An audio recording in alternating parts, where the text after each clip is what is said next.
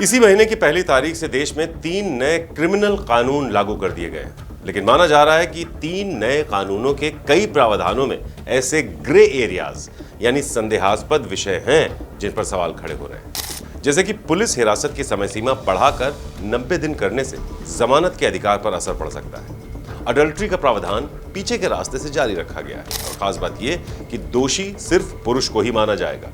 इसके अलावा जबरन अप्राकृतिक संबंधों के लिए कोई प्रावधान नहीं किया गया है। अब ऐसे कुछ ग्रे एरियाज पर बहस शुरू हो गई है और कुछ राज्य इन कानूनों में कई खामियां गिना रहे हैं। नमस्कार, आप देख रहे हैं श्रेष्ठ भारत और आपके साथ मैं हूं संजीव चौहान। तो 21 दिसंबर 2023 को भारत की संसद ने मौजूदा क्रिमिनल कानूनों को बदलने के लिए 3 नए आपराधिक कानून पारित किए थे। ये वही क्रिमिनल कानून है जो अंग्रेजों के जमाने से चले आ रहे थे, लेकिन तेजी से बदल रहे अपराध के तरीकों को देखते हुए इनमें बदलाव की सख्त जरूरत थी। मोदी सरकार के दूसरे कार्यकाल के आखिर में ये कानून बनाए गए, जिन्हें 25 दिसंबर 2023 को राष्ट्रपति द्रौपदी मुर्मू ने मंजूरी दे दी थी। और अब जब तीसरी बार मोदी सरकार बन गई है तो पहले ही मानसून सत्र में इन नए कानूनों को देश में लागू कर दिया गया है। लेकिन माना जा रहा है कि जल्दबाजी में बनाए गए इन नए कानूनों में कुछ लूप होल्स रह गए हैं जिन पर ज्यादा ध्यान नहीं दिया गया।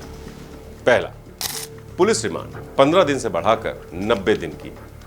तो भारतीय नागरिक सुरक्षा संहिता यानी BNSS में पुलिस हिरासत की समय सीमा को 15 दिन से बढ़ाकर 90 दिन कर दिया गया है। अब 90 दिन की रिमांड को एक साथ या टुकड़ों में लिया जा सकता है। मतलब ये कि अब आरोपी को पूरे 3 महीने तक पुलिस हिरासत में रखा जा सकता है। अगर 15 दिन पूरे होने से पहले बेल मिल जाती है तो पुलिस 1 दिन पहले रिमांड की मांग कर सकती है, जिससे बेल रद्द हो जाएगी। इससे पहले CRPC की धारा 167(2) के मुताबिक किसी आरोपी को पुलिस ज्यादा से ज्यादा 15 दिन की रिमांड में ही रख सकती थी। इसके बाद उसे न्यायिक हिरासत यानी जेल में भेजा जाना जरूरी होता था। इसका मोटिव यह था कि पुलिस सही तरीके से और वक्त पर अपनी जांच पूरी कर सके और रिमांड में यातना और जबरन कबूलनामे जैसी घटनाओं को कम किया जा सके। अब नए कानून को जमानत के अधिकार पर अतिक्रमण की नजर से देखा जा रहा है। इसके मुताबिक पुलिस अब लोगों को ज्यादा प्रताड़ित कर सकेगी। अगर कोई 90 दिन तक रिमांड पर रहेगा तो वकील का खर्च भी बढ़ जाएगा। दूसरा, एक्स्ट्रा मैरिटल अफेयर अब अपराध नहीं। तो शादी के बाद अगर कोई शख्स अपने जीवन साथी के अलावा किसी और से भी संबंध रखता है तो इसे अपराध नहीं माना जाएगा। साल 2018 में Joseph shine versus union of India case में सुप्रीम कोर्ट ने IPC की धारा 497 यानी अडल्ट्री के कानून को असंवैधानिक बताया था। सुप्रीम कोर्ट ने कहा था कि यह कानून महिलाओं को संविधान के आर्टिकल 21 से मिलने वाले डिग्निटी के अधिकार का उल्लंघन करता है। इसके बाद संसदीय उपसमिति ने सिफारिश की थी कि अडल्ट्री के कानून में बदलाव कर इसे जेंडर न्यूट्रल बनाया जाए। भारतीय नागरिक सुरक्षा संहिता का एक्शन 84 ये कहता है कि किसी शादीशुदा महिला को धमकी देकर या पहला फुसलाकर अगर उसके साथ कोई अवैध संबंध बनाता है तो उसे अब भी अपराध ही माना गया है। यह IPC में अडल्ट्री का ही हिस्सा था, लेकिन अब BNS में अडल्ट्री के कानून को खत्म कर दिया गया है, लेकिन उसके सब सेक्शन को अलग धारा बनाकर शामिल किया गया है। मतलब सुप्रीम कोर्ट के फैसले को नहीं माना गया और न ही संसदीय उपसमिति की सिफारिश को माना गया। इससे दिक्कत ये होगी कि अगर कोई शादीशुदा महिला अपनी मर्जी से भी किसी के साथ संबंध बनाती है तो भी आरोपी पुरुष को ही बनाया जाएगा। ये IPC में भी था, जिसे नए कानून में भी पीछे के रास्ते से जारी रखा गया है। इस कानून के जरिए अब भी महिलाओं की डिग्निटी के अधिकार का उल्लंघन हो रहा है। तीसरा, पुरुषों और ट्रांसजेंडर्स के साथ बलात्कार का कोई कानून नहीं। तो भारतीय नागरिक सुरक्षा संहिता में अप्राकृतिक सेक्स शीर्षक वाली IPC की धारा 377 को पूरी तरह से हटा दिया गया है। अब एक पुरुष का दूसरे पुरुष से रेप या ट्रांसजेंडर से रेप करने को लेकर कोई कानून नहीं। संसदीय उपसमिति ने सुझाव दिया था कि अगर कोई पुरुष दूसरे पुरुष के साथ बिना सहमति के अप्राकृतिक संबंध बनाता है या कोई पति अपनी पत्नी से जबरन अप्राकृतिक सेक्स करता है तो उस पर 377 लागू किया जा सके। हालांकि BNS में इसका कोई प्रावधान नहीं किया गया है, यानी अप्राकृतिक संबंध समलैंगिकता के पीड़ितों के पास कोई उपाय नहीं होगा। चौथा, आरोपी का नाम पुलिस स्टेशन में डिजिटल तरीके से डिस्प्ले होगा। तो भारतीय नागरिक सुरक्षा संहिता की धारा 37 में प्रावधान है कि हर पुलिस स्टेशन और जिले में एक नॉमिनेटेड पुलिस ऑफिसर होगा जो गिरफ्तार किए गए आरोपी का नाम, पता और उसके खिलाफ लगाए गए अपराध की जानकारी रखने का काम करेगा। वो अफसर ये भी सुनिश्चित करेगा कि ये जानकारी हर पुलिस स्टेशन और जिला मुख्यालय में डिजिटल मोड में प्रमुखता से डिस्प्ले की जाए। लेकिन अब इस प्रावधान को आरोपी की प्राइवेसी के अधिकार और दोषी साबित होने तक इनोसेंट होने की संभावना पर चोट जैसा है। जब किसी आरोपी की पर्सनल डिटेल्स डिजिटल मोड से डिस्प्ले होंगी तो आम लोग आरोपी को दोषी होने से पहले ही अपराधी मान सकते हैं। इसके अलावा आरोपी की जान को भी खतरा हो सकता है। पांचवा, सरकारी कर्मचारी को ऑफिशियल ड्यूटी से रोकने के लिए सुसाइड का प्रयास अपराध। तो भारतीय न्याय संहिता की धारा 226 के मुताबिक अगर कोई पब्लिक सर्वेंट को ऑफिशियल ड्यूटी करने से रोकने के लिए सुसाइड की धमकी या प्रयास करता है तो उसे अपराध माना जाएगा।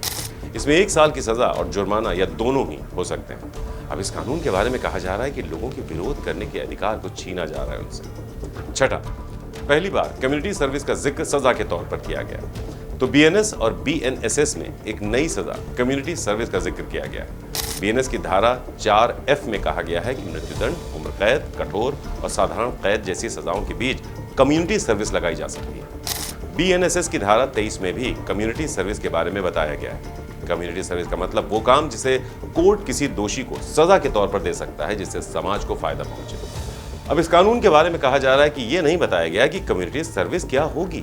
संसद की स्थायी समिति ने विशेष रूप से सिफारिश की थी कि कम्युनिटी सर्विस शब्द को पूरी तरह से परिभाषित किया जाना चाहिए ताकि भविष्य में कानून को लेकर किसी भी तरह का भ्रम पैदा ना हो सके। सातवां, एफआईआर से पहले प्राथमिक जांच करेगी पुलिस।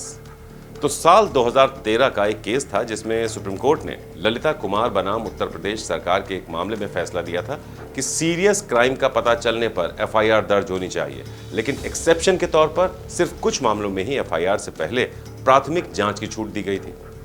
अब भारतीय नागरिक सुरक्षा संहिता की धारा 173(3) में ऐसे सीरियस क्राइम जिनमें 3 से 7 साल की सजा है, उनकी एफआईआर लिखे जाने से पहले प्राथमिक जांच करने की बात कही गई।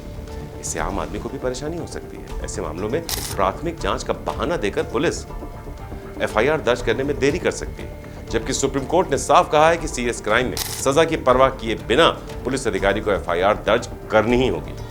प्रारंभिक जांच केवल शिकायतों पर ही की जा सकती है, मतलब सिर्फ शिकायत ही अगर मिलती है उस पर भी प्रारंभिक जांच की जा सकती है। तो मतलब साफ है कि बीएनएसएस की यह धारा सुप्रीम कोर्ट के फैसले के खिलाफ है। आठवां, गैर हाजिरी में मुकदमा।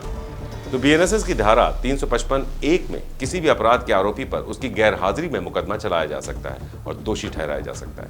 लेकिन अगर ऐसा होता है तो ये कैसे कहा जा सकता है कि उस मामले में निष्पक्ष सुनवाई हुई है? तो अभी हमने आपको जिन 8 ग्रे एरियाज के बारे में बताया, ये वही सवाल हैं जिनके ऊपर संशय जैसी स्थिति बनी हुई है। इसके अलावा इसमें चिन्हित की गई कई धाराओं के नाम हिंदी में हैं, लेकिन इससे गैर हिंदी भाषी प्रदेशों में दिक्कत हो सकती है। इसी वजह से कर्नाटक, तमिलनाडु, पश्चिम बंगाल ने इस पर आपत्ति जताई है। इन तीनों राज्यों की सरकार ने इस बात पर ऑब्जेक्शन जताया है कि तीनों कानूनों के नाम सिर्फ हिंदी में ही क्यों। मामले पर कर्नाटक सरकार ने केंद्र से कहा है कि आर्टिकल 348 के अनुसार संसद में जो विधेयक कानून के लिए पेश होगा वो इंग्लिश में भी होना चाहिए। आपकी जानकारी के लिए भी हम आपको बता दें कि द ऑफिशियल लैंग्वेज एक्ट 1963 कहता है जिस राज्य की भाषा हिंदी नहीं है उसका संवाद इंग्लिश में होना चाहिए। पश्चिम बंगाल और तमिलनाडु के मुख्यमंत्री ने भी केंद्र सरकार से यही मांग की थी कि इसे अभी लागू न करके इंग्लिश अनुवाद के साथ ही लागू किया जाए। केंद्र सरकार इन राज्यों की मांग को कब तक मानती है ये तो आने वाला वक्त ही बताएगा, लेकिन इतना जरूर है कि अंग्रेजों के जमाने के बने इन कानूनों में बदलाव की जरूरत तो थी, लेकिन इन पर उठाए गए सवालों को ध्यान में रखकर इनमें अब भी संशोधन की गुंजाइश जरूर देखी जा सकती है। तो क्या सोचते हैं आप इस खबर के बारे में? अपनी राय हमें कमेंट करके जरूर बताएं। नमस्कार। श्रेष्ठ भारत पर खबरों से जुड़े रहने के लिए चैनल को सब्सक्राइब और लाइक करें, बेल आइकन दबाएं और देखते रहें श्रेष्ठ भारत।